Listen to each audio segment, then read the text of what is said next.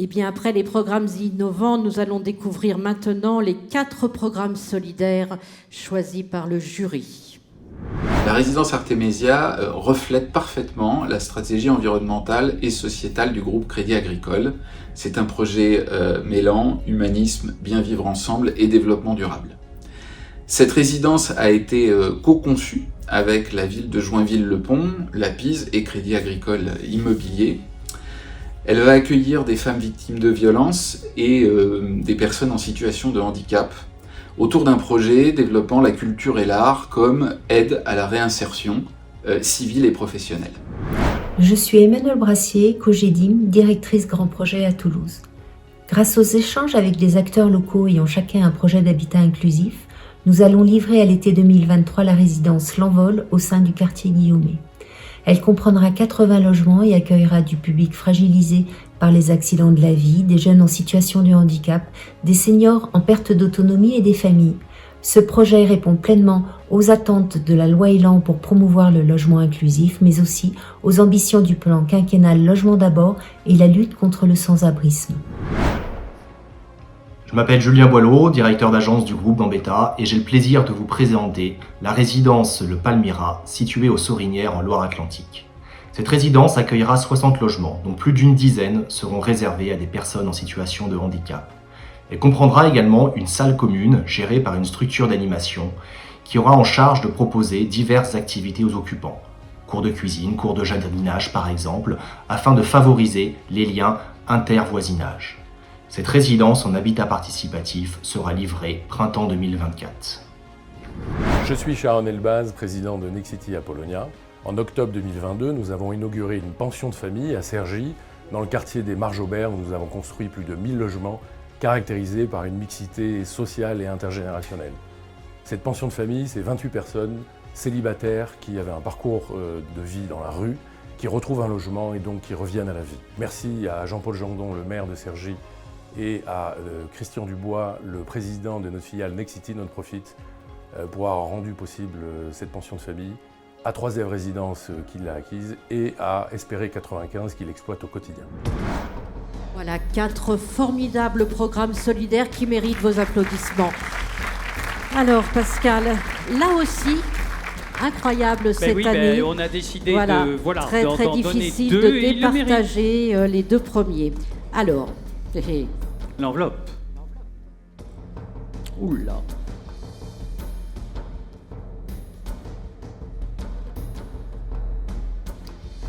Alors, les lecteurs d'Imo Week ont élu donc 2 programmes. Le premier, c'est Artemisia à Joinville-le-Pont, Crédit Agricole Immobilier, et je demande à Franck et Larry de venir nous rejoindre. Le second programme, Pension de famille à Cergy, Nexity Non-Profit, et j'appelle Sharon Elbaz. Venez, messieurs. Ah, il y a une 3e personne. Ah, d'accord. Venez à nous. Alors, un mot Stéphane.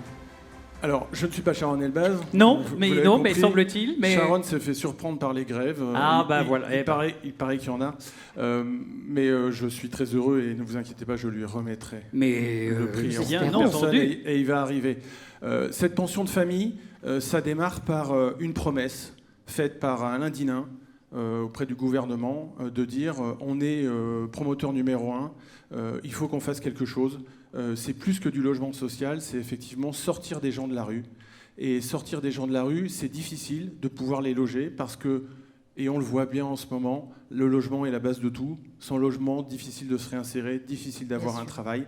Donc ça a été une promesse qui a été reprise par Véronique Bédague depuis et qui est extrêmement bien portée par Christian Dubois, à tel point qu'on a monté une structure qui s'appelle Nexity Non-Profit, puisque oui, même un promoteur immobilier coté en bourse peut faire du non-profit sur ce type de sujet. Alors c'est évidemment réalisable, et je vais parler plus de l'opération, c'est réalisable sur une opération d'envergure portée par Apollonia et donc par Sharon Elbaz. C'est vraiment une structure spécialisée dans la régénération urbaine. On en parle beaucoup en ce moment. C'est sur les sites 3e.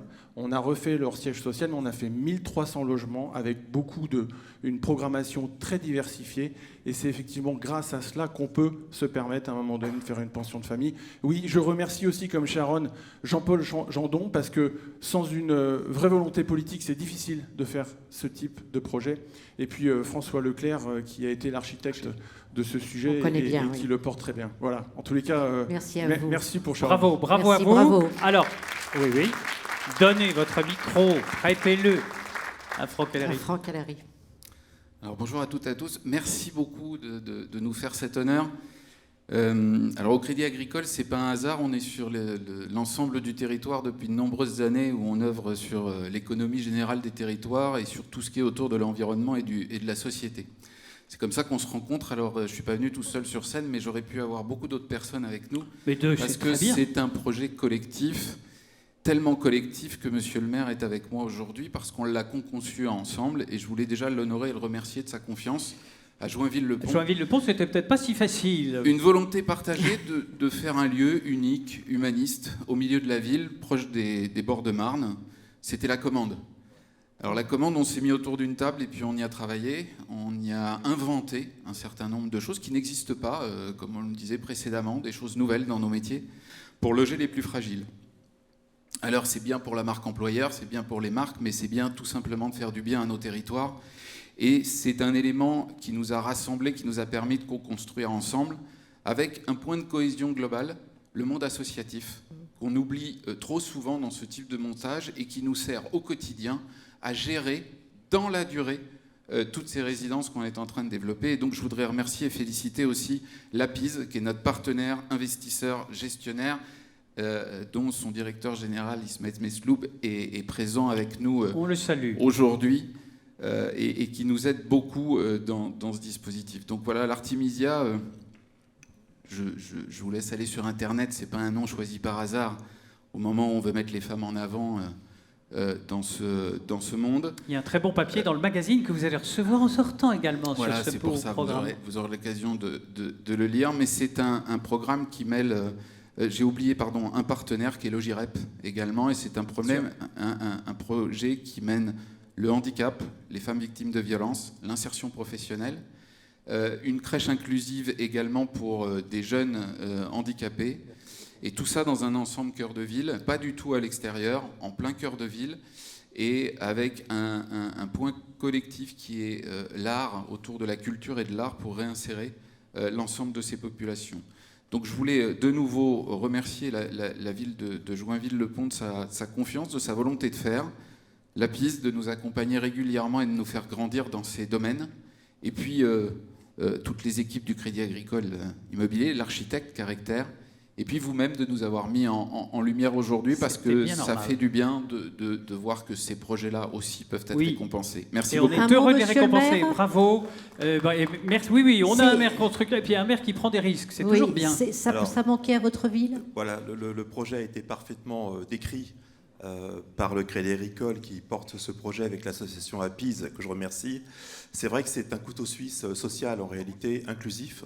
Vous avez oublié le café joyeux, puisque vous allez aussi avoir un café joyeux en bord de Marne. On aime beaucoup aussi. Donc de la culture, des femmes en difficulté, en souffrance, des enfants à spectre autistique.